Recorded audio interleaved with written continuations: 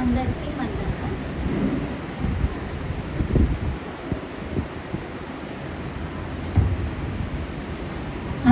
మన్నక ఇప్పటి వరకు మీరు కల్వరి సిలువలో ప్రభు పలికిన 7 మాటలు విని ఎంతో జ్ఞానాన్ని పొందారని నేను అనుకుంటున్నాను. నిజంగా మీరందరూ ఎంతో ధన్యులు అనుకుంటాను నేను. ఎందుకంటే ప్రభోదయ్య గారు చెప్పే వాక్య వర్తమానాల్లో చాలా మర్మం ఉంటుంది.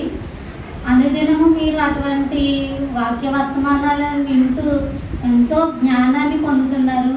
నేను అనుకుంటాను ఈ 40 దినాలు స్టార్ట్ అవ్వగానే మీరు ఎంత ధన్యులో అనుకుంటాను. నాకు ఆ ధన్యత లేదు, కానీ నేను మీకు చెప్పే అంత జ్ఞానవంతురాలని కాదు. కానీ ప్రభువే నాతో ఇక్కడ నిలవబెట్టి ప్రభు నాతో ఏమి మాట్లాడాలో అది మాట్లాడించాలి. ప్రభువే మీ ఆత్మకు ఎటువంటి వాక్కు కావాలో, మీ ఆత్మ సిద్ధపడడానికి ఎటువంటి వాక్కు కావాలో అటువంటి వాక్కు ప్రభు నా ద్వారా పలికించాలని నేను ప్రభువుని వేడుకొంచున్నాను. ఈరోజు ప్రభు పలికిన 7వ మాట, నా ఆత్మను అప్పగించుచున్నాను. కీర్తన గ్రంథము 31:5 చదవండి. నా ఆత్మను నీ చేతికి అప్పగించుచున్నాను. యెహోవా సత్యదేవా, నన్ను విమోచించువాడు నీవే.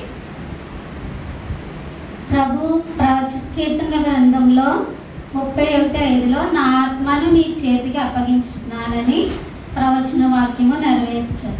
అలాగే లూకా 23:46 అప్పుడు యేసు గొప్ప శబ్దంతో కేకవేసి, తండ్రి నీ చేతికి నా ఆత్మను అప్పగించుకొనుచున్నానని ఆయన ఇలాగ చెప్పి ప్రాణము విడిచెను. ప్రభు ఆ యుద్ధ మధ్యాహ్నము ఆ ఎండలో ఎంతో వేదన పడుతూ 6 మాటలు పలికారు. చివరికి ఆయన 6 మాటలు. మొదటి మాటలో ప్రభు విజ్ఞాపన, 2వ మాటలో విమోచన, 3వ మాటలో, 4వ మాటలో విధేయత, ఆదరణ. ప్రభు అనేక రకమైన రూపాలు మనకి కనపరిచారు. అలాగే 6వ మాటలో విజయ రూపము పలికించారు. 7వ మాటలో ప్రభు ఏంటంటే ఇవన్నీ పలికి ప్రభు సమాప్తమైనదని చెప్పి ప్రభు విశ్రాంతి పొందారు. విశ్రాంతికి వెళ్ళి మహిమ రూపాన్ని పొందారు. 7వ మాటలో ప్రభు మహిమ రూపాన్ని పొందారు. అయితే ప్రభువు పలికిన మొదటి మాటలో ఏమని సంబోధించారంటే తండ్రి అని సంబోధించారు. మొదటి మాటలో తండ్రి అని సంబోధించారు. అలాగే 7వ మాటలో కూడా ప్రభు తండ్రి అని సంబోధించారు. అంటే తండ్రి తను అప్పగించిన పనిని కుమారుడు నెరవేర్చి తన పని అంతా సంపూర్తి అయినదని, తండ్రి నీ చేతికి నా ఆత్మను అప్పగించుచున్నానని చెప్పారనమాట. ప్రభు 33.5 సంవత్సరాలు తండ్రిని గృహాన్ని వదిలి తండ్రి పంపగా వచ్చి ఏం చేశారు? తండ్రి పనిని విజయవంతంగా నెరవేర్చి చివరికి తన గృహానికి వెళ్ళారు. ఈ లోకానికి తన పనిని నెరవేర్చడానికి నరుడుగా వచ్చి తన కార్యాన్ని అంతా జరిగించుకుని చివరికి మళ్ళీ తండ్రి వద్దకే వెళ్ళారు. యోహాను 17:4 నాకు ఇచ్చిన పని నేను సంపూర్ణముగా నెరవేర్చి భూమి మీద నిన్ను మహిమపరచుదును. ప్రభు భూమి మీద ఉన్న తన పనిని నెరవేర్చడానికి వచ్చి తన పని అంతటిని సంపూర్తి చేశారు. అయితే యూదా మతంలోనంట తల్లిదండ్రులు తమ పిల్లలకంట రాత్రి పడుకునే ముందంట ఒక ప్రార్థన చేస్తారంట. ఏమిటంటే ఈ ప్రార్థన ఏమంటే ఈ మానవ యాత్రను అంతా ముగించి తండ్రి గృహం చేరే వరకు ఈ కార్యాన్ని అంతా సంపూర్తి చేయాలని యోధా మతంలోనంట తల్లిదండ్రులు పిల్లలకు ప్రార్థన చేస్తారంట. మరి ఆ ప్రార్థన అంట యేసు ప్రభు వారికి తల్లి అయిన మరియా చిన్నప్పుడే నేర్పించారంట. తల్లి అయిన మరియా చిన్నప్పుడే నేర్పించారంట. మరి మనం మన పిల్లల కోసం మరి రాత్రి పడుకునే ముందు ఎవరైనా తల్లిదండ్రులు పిల్లల కోసం చేస్తున్నారా? మరి పిల్లలు వాళ్ళ పరిస్థితిని గురించి మనం అనుదినము కూడా పడుకునే ముందు ఈ లోకంలో మనం మానవ యాత్రను ముగించుకుని చివరి వరకు మనం దేవుడు అప్పగించిన పని అంతటిని నెరవేర్చడానికి ప్రభు మనకు సహాయం చేయాలి. అలాగే మన పిల్లల్ని మంచిగా ఉంచాలని మనం ప్రార్థన చేయాలి అనుదినము. అలాగే ఇటువంటి ప్రార్థన యేసు ప్రభు గారికి తల్లి అయిన మరియ చేశారు.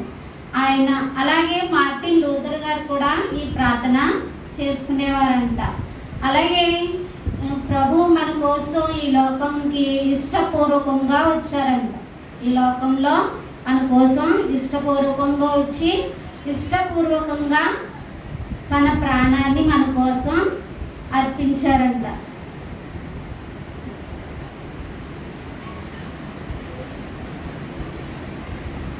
ప్రభు అలా ఇష్టపూర్వకంగా తన ప్రాణాన్ని మన కోసం అర్పించకపోతే మనం ఏమైపోతాం? మనకి రక్షణ అనేది ఉందా?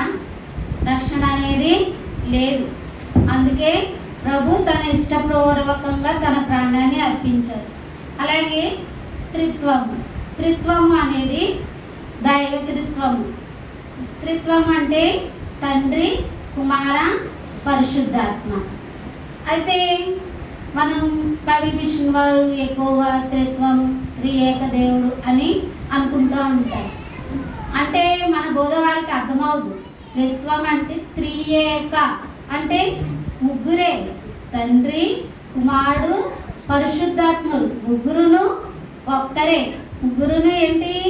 ఒక్కరే. మనం వేరువేరుగా చెప్తున్నాం అనుకుంటారు, కానీ తండ్రిగా సృష్టి కార్యం జరిగించారు. తండ్రిగా సృష్టి కార్యమును జరిగించారు. కుమారునిగా రక్షణ కార్యము జరిగించారు. పరిశుద్ధాత్ముడుగా ఇప్పుడు ప్రభు మన ఆత్మలో ఉండి మనల్ని సిద్ధపరుస్తున్నారు. ప్రభు మనలో ఉన్నారు. ఇప్పుడు మనం అందరము నమ్ముతున్నామా? ప్రభు మనలో ఉండబట్టే కదా మనము ఈ మధ్యాహ్న కాల సమయంలో ఇక్కడికి వచ్చి దేవుని ఆరాధిస్తున్నాము. ప్రభు మనలో లేకపోతే మనం ఇక్కడికి వచ్చి ఆరాధించగలుగుతామా? లేం కదా. ఈ లోక ఆశలతో ఉండి ఇంటికాడే ఉండి లోకానుసారంగా జీవిస్తూ దేవుని యొక్క వాక్యంను తెలుసుకోకుండా ఈ లోకానుసారంగా జీవిస్తాం. కానీ ప్రభు మనలో ఉన్నాడు, పరిశుద్ధాత్ముడు మనలో ఉన్నాడు కాబట్టి మనము ఇక్కడికి వచ్చి దేవుని ఆరాధిస్తున్నాం. ఆ పరిశుద్ధాత్ముడు మనలో లేకపోతే మనం దేవుని ఆరాధిస్తామా? ఆరాధించలేము కదా. అటువంటి పరిశుద్ధాత్ముడిని దేవుడు మనలో పెట్టిన ఆత్మను ఎప్పుడు కూడా ఆరిపోనివ్వకుండా చూసుకోవాలి. అనుదినము దేవుణ్ణి ఆరాధించాలి, దేవుని యొక్క వాక్యమును ధ్యానించాలి. ఆ విధంగా అలాగే మానవ త్రిత్వం, మనలో కూడా 3 రకాలైన త్రిత్వాలు ఉన్నాయి. ఏంటి? ప్రభు ఆదికాండము 1:26. దేవుడు మన స్వరూపమందు మన పోలిక చొప్పున నరులను చేయును. వారి సొంతపు చేపలను, ఆకాశ పక్షులను, పశువులను, సమస్త భూమిని, భూమి మీద ప్రాకు ప్రతి జంతువును ఏడుగుల ప్రాంతాన్ని కలిగేను. ప్రభు ఆదికాండము 1:26లో దేవుడు మన స్వరూపమందు మన పోలిక చొప్పున నరులను దయచేయమని చెప్పినారు. అయితే మానవుల్లో 3 త్రిత్వాలు ఏంటి? ఆత్మ, జీవము, శరీరం. మానవుల్లో 3 త్రిత్వాలు ఏంటి? ఆత్మ, జీవము, శరీరము. రాకడ సమయం ప్రభు అయిన యేసుక్రీస్తు రాకడ సమయమందు నిందారహితముగా సంపూర్ణముగా ఉండినట్లు కాపాడబడునుగాక అని ఉన్నది. మానవ త్రిత్వము, ఆత్మను మనం కాపాడుకోవాలి. అలాగే శరీరం చెప్పే మాట వినకూడదు. శరీరము ఏంటంటే లోకానుసారంగా వెళ్ళు, లోకానుసారంగా జీవించు అని చెప్తా ఉంటుంది. ఆ శరీరం చెప్పే మాటను వినుకోకుండా ఆత్మను చెప్పే మాటనే వినాలి. అలాగే దేవుడు సర్వ సృష్టిని సర్వ జీవరాశులకు తన మాట ద్వారా కలుగజేసినాడు. అయితే ఆదికాండము 2:7 నేల మట్టితో నరుని నిర్మించి వాని నాసికా రంధ్రములో జీవవాయువును ఊదగా నరుడు జీవాత్మ ఆయనని ఉన్నది. నేల మట్టితో నరుని నిర్మించాడు. నరుని నిర్మించి వాని నాసికా రంధ్రములో జీవవాయువును ఊదారు. ప్రభు మనకి మనుషులకే జీవవాయువును ఊదారు, కానీ సర్వ జీవరాశులకు జీవవాయువును ఊదలేదు. ఏం చేశారు? ప్రభు జీవరాశులకు శరీరము ప్రాణం మాత్రమే ఉంది. జీవరాశులకు శరీరము ప్రాణం మాత్రమే ఉన్నది, కానీ మానవునికి జీవాత్మ ఇచ్చాడు ప్రభు శరీరము, ఆత్మ, జీవవాయువుని ఇచ్చాడు. అయితే అటువంటి జీవవాయువును ప్రభు ఊదిన ఆత్మను ఎప్పుడు కూడా మనం వెలిగిస్తూనే ఉండాలి. అలాగే మానవ త్రిత్వము, సాతానులో కూడా 3 త్రిత్వాలు. సాతాను త్రిత్వం ఏంటంటే అది అపవాది, అంత్యక్రీస్తు, అలాగే అబద్ధ ప్రవక్త. అపవాది, అంత్యక్రీస్తు, అబద్ధ ప్రవక్త, ఈ 3 కూడా సాతాను త్రిత్వం అన్నమాట. ఈ సాతాను ఏం చేస్తుందంటే రెండవ రాకడలో ప్రభు మధ్యాకాశంలోకి వచ్చినప్పుడు ఏం చేస్తారంటే పెండ్లి కుమార్తె వరుసలో ఉన్నవారు, 100 అంతల ఫలంలో ఉన్నవారు పరలోకానికి వెళ్ళిపోతారు. మిగిలిన వారు భూమి మీద ఉన్నవారు ఏం చేస్తారంటే సాతాను మిగిలిన ఉన్నవారిని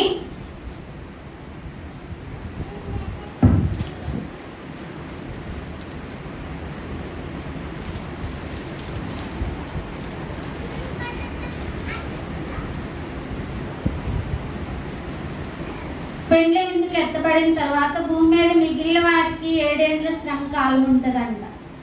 ఆ 7 ఏండ్ల శ్రమ కాలంలో ఏం చేస్తుందంటే సాతాను ప్రత్యక్షంగా భూమి మీద పరిపాలన చేస్తుంది. పరిపాలన చేసి భయంకరమైన శ్రమలను పెడుతుంది.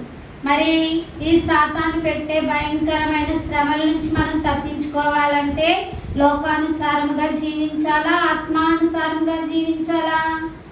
ఆత్మానుసారంగా జీవించాలి. కాబట్టి మనం మన ఆత్మను మంచిగా ఉంచుకోవాలి. అలాగే మరణం అనేది 3 రకాలు. మరణం అనేది 3 రకాలు. శరీర మరణము, ఆత్మీయ మరణము, రెండవ మరణం. శరీర మరణం అనగా ప్రసంగి 12:7. శరీర మరణము ప్రసంగి 12:7. మన్నైనది వెలుగుని వలనే మరలా భూమికి చేరును, ఆత్మ దాని దయచేసిన దేవుని యొద్దకి మరలా పోవును. మన్నైనది వెనుకటి వల్లే మళ్ళా భూమికి చేరును. మరి శరీరము ఏ విధంగా ఏర్పడింది? మట్టి ద్వారానే కదా. అది చివరికి ఏమైపోతుంది? మన్నులోకే చేరిపోతుంది. కానీ దేవుడు ఏం చేశాడు? ఆత్మ శరీరం నుండి వేరు చేస్తున్నాడు. ఆత్మను శరీరం నుండి వేరు చేస్తున్నాడు. అయితే ఈ శరీర మరణం ద్వారా భూలోక యాత్ర మానవునికి ముగిస్తుంది. కానీ ఆత్మీయ మరణం అనేది ఆ శరీర మరణము ముగించినా కానీ మానవునికి ఆత్మ అనేది అలాగే ఉంటుంది. ఆత్మ ద్వారా ప్రభువుని చేరుకుంటారు. ఆ విధంగా ఆత్మీయ మరణము, అలాగే రెండవ మరణము. రెండవ మరణం అనగా శాశ్వతమైన ఎడబాటు. మానవునికి దేవునితో శాశ్వతమైన ఎడబాటు. ఏంటంటే పిరికివారు, అసహ్యులు, అవిశ్వాసులు, తరహాంతకులు, వీళ్ళందరూ కూడా, అబద్ధికులందరూ కూడా అగ్నిగంధకంలో మండుగుండంలో పాలు పొందిపోతారనమాట రెండవ మరణంలో. అయితే ఇది రెండవ మరణము. ఈ అగ్నిగండము రెండవ మరణం అని వ్రాయబడి ఉన్నది. ఆ విధంగా రెండవ మరణంలో మన శరీరము, లోకము, సాతాను ఈ విధంగా ఉన్నాయి. నెక్స్ట్ మనుష్యాత్మ. భూమి మీద దేవుని మాటలు గల ఏకైక పుస్తకం ఏంటంటే పరిశుద్ధ గ్రంథమైన బైబిల్. భూమి మీద మనకి దేవుని మాటలు గల పరిశుద్ధ గ్రంథం ఏంటి? బైబిల్. ఈ బైబిల్ అనేది దేవుని ద్వారా రాయబడింది. ఇది మన సొంత ఆత్మతో రాయబడింది కాదు, దేవుడే తన పరిశుద్ధుల ద్వారా రాయించారు. ఇందులో ఏ గందరగోళం అనేది లేదన్నమాట. దేవుని ఆత్మను అంగీకరించక ఈ భూమి మీద శరీరానుసారముగా జీవిస్తే చివరకు మన ఆత్మ అనేది ఆరిపోతూ ఉంటుందన్నమాట. ఆ విధంగా మనము అనుదినము మన ఆత్మను ఆర్పకుండా దేవుడు పెట్టిన ఆ ఆత్మ దీపమును ఎప్పుడు కూడా వెలిగిస్తూనే ఉండాలి.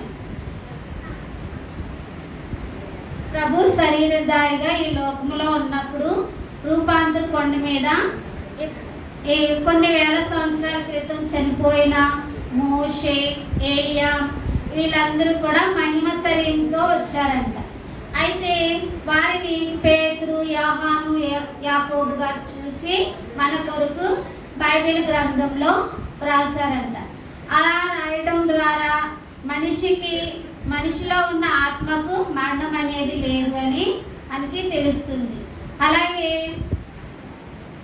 ఇప్పుడు ఆదాము మొదలుకొని చనిపోయిన వారందరి ఆత్మలు కూడా నశించిపోతాయి. కానీ దేవుడు వారు చేసిన పనులను బట్టి ఎవరికి ఏ స్థితి ఉందో ఆయా స్థలాల్లో వారిని నిలవబెడతారనమాట. మనము చనిపోవచ్చు, కానీ ఈ లోకంలో మనం చేసిన కార్యాలను బట్టి మన స్థితిని బట్టి ప్రభు అక్కడ మనల్ని ఉంచుతారు. అందుకే మనం మన స్థితి ఏంటో, మన కార్యాలు ఏంటో అనేవి తెలుసుకోవాలి. అందుకే మనం దినదినము మన యొక్క ఆంతర్య పురుషుణ్ణి నూతనపరచుకోవాలి. ఈ ఆంతర్య పురుషుడైన మన ఆత్మకు చెవులు, నోరు, కళ్ళు ఉంటాయి.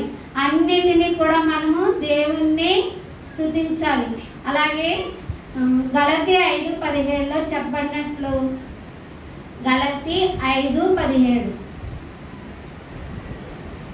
శరీరము ఆత్మకును, ఆత్మ శరీరమునకు విరోధముగా అపేక్షించును.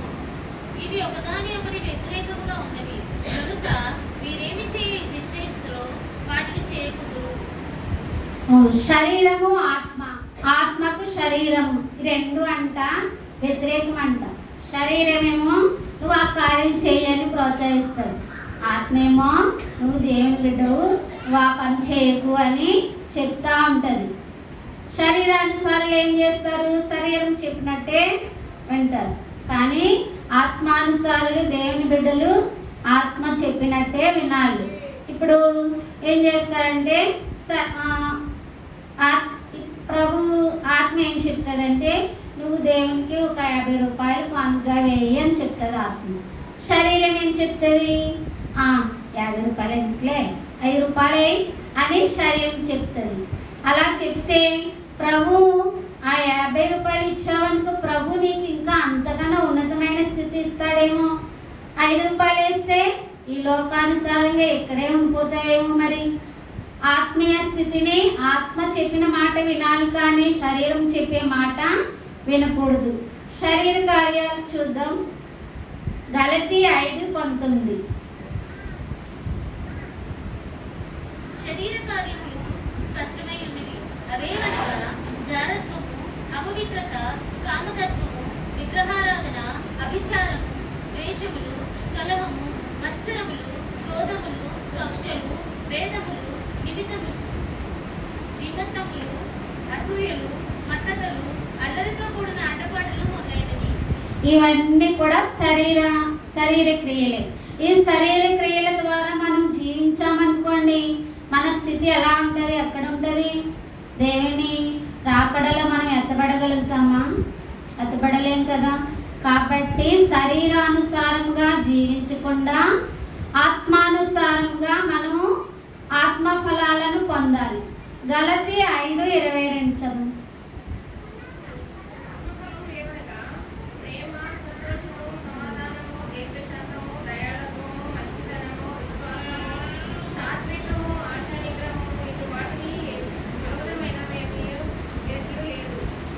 ఆత్మానుఫలములు ప్రేమ, దీర్ఘశాంతము, దయాళుత్వము, సాత్వికము, ఇవన్నీ ఆత్మఫలాలు మనము దేవుని చెప్పినట్టు నడుచుకుంటే మనకి ప్రభు ఆత్మీయత ఆత్మానుసారముగా ఆత్మ ఫలాలను అనుగ్రహిస్తారు. ఆ ఆత్మ ఫలాలను పొందిన మనము నూతన యెరూషలేములోనికి వెళ్తాము. దేవుని దగ్గరికి నూతన యెరూషలేములోనికి వెళ్తాము.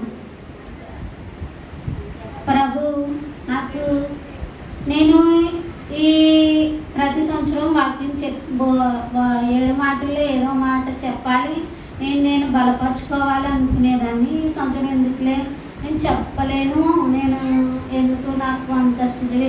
అందరూ 40 దినాలు చేశారు, 40 దినాలు నేనేం చేశాను, నేను చెప్పలేను అనుకున్నాను.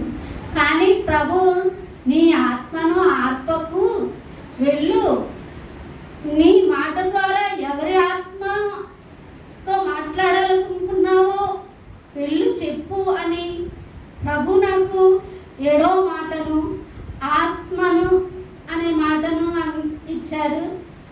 నిజంగా ప్రభు యొక్క మర్మమైన విషయాలు మనం గ్రహించుకుంటే మనం ఎంతో ధన్యులము. ప్రభు యొక్క కృపకు మనము ఎంతో నైనా ఏ పాటి వారము నాయన ప్రభు, నిజంగా ఆత్మీయ ఫలాలను మేము పొందుకొని నీ నూతన యెరూషలేములోనికి ప్రవేశించే ధన్యత ఇక్కడికి వచ్చిన ప్రతి ఒక్కరికి, అలాగే ఈ లోకంలో ఉన్న ప్రతి ఒక్క బిడ్డకి అనుగ్రహించండి తండ్రి. నాయన ప్రభు, అనేక జనము నాయన ప్రభు, ఇదిగో నాయన నీ యొక్క రాకడ విషయాలు నాయన నెరవేరుతున్నాయి నాయన. ఒక ప్రక్క యుద్ధాలు జరుగుతున్నాయి, అయినా ఈ లోకంలో నాయన మేము గ్రహించలేకపోతున్నాం నాయన ప్రభు. ఈ లోకానుసారముగా శరీరానుసారముగానే జీవిస్తున్నాం నాయన ప్రభు తండ్రి. ప్రభువా, మా యొక్క ఆత్మను ప్రతి ఒక్కరూ వెలిగించుకునేలా చేయండి నాయన. నీవు పెట్టిన దీపాన్ని ఆరిపోకుండా ప్రతి ఒక్కరు సిద్ధులలో నూనె వేసి నాయన వెలిగించండి నాయన. ఈ 40 దినాల ద్వారా నాయన వీరు విన్న వాక్యాలను నెమరవేసుకుంటూ నాయన ఆత్మానుసారంగా జీవించేటట్టు ఈ గ్రామాన్ని, యవనస్తులని నాయన, ఈ గ్రామంలో ఉన్న ప్రతి ఒక్క బిడ్డని, అలాగే ఈ లోకంలో ఉన్న ప్రతి ఒక్కరిని దీవించండి నాయన ప్రభు.